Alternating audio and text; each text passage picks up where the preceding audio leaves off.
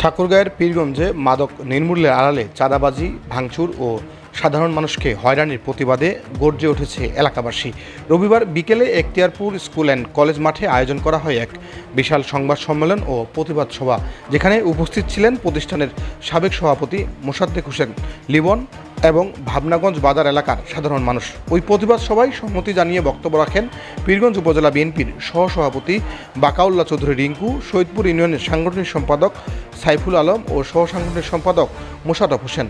বক্তাদের স্পষ্ট কথা, এলাকার মাদক নির্মূলে তারাই প্রথম রুখে দাঁড়িয়েছিলেন, কিন্তু আজ একটি বিশেষ মহল তাদের বিরুদ্ধে মিথ্যা গুজব আর অপপ্রচারে মেতে উঠেছে। এই ষড়যন্ত্রের তীব্র নিন্দা জানিয়ে জড়িতদের দ্রুত বিচার ও শাস্তির আওতায় আনার জোর দাবি জানান তারা। আমি ও ভবানীপুরের হেডমাস্টার সাইফুল এবং মোশাররফ নামের বিএনপির এই 3 কর্মীকে 1 লক্ষ টাকা নিয়ে তাকে এলাকায় ফিরে আসতে বলেছি।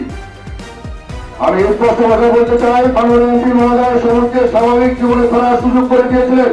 এই চক্রটি মূলত নিজেদের চাঁদাবাজি রাজত্ব ধরে রাখতে মাননীয় এমপি মহোদয়ের সিদ্ধান্তকে বিতর্কিত করতে চায়। আমরা আজকের এই প্রতিবাদ এবং সংবাদ সম্মেলন করেছি। গতকাল ভবানীপুর যে মাদক নির্মূল কমিটি রয়েছে, ওনারা একটি মানববন্ধন কর্মসূচি করেছিলেন। পরশুদিন শুক্রবার মোসাদ্দেক হোসেন লিবন ভাইকে শাহিন নামে একটি ছেলে দাওয়াত দেয় এবং লিবন ভাই ওখানে উপস্থিত হওয়ার ওনার কথা না শুনে সাধারণ ওখানকার যারা আপনারা উপস্থিত ছিলেন, আপনারা দেখেছেন, ওনার প্রতি একটি মব সৃষ্টি করা হয়েছিল। এই মব সৃষ্টি করার কারণেই কিন্তু আজকে মূলত সংবাদ সম্মেলন।